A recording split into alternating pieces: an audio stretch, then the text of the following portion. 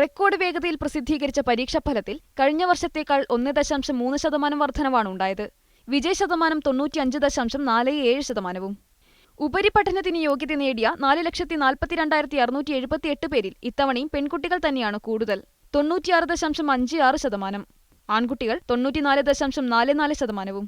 Gulf മേഖലയിൽ 99.2%, ലക്ഷദ്വീപിൽ 76.5%മാണ് വിജയം. വിജയശതമാനം 95.47.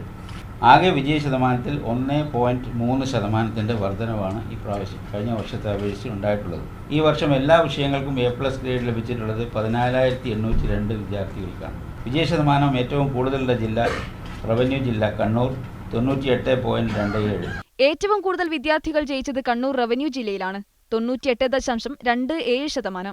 പാലക്കാട് റവന്യൂ ജില്ലയിലാണ് ഏറ്റവും കുറവ് കുട്ടികൾ ഉപരിപഠനത്തിന് അർഹരായത്. 14,802 പേർ A+ നേടി.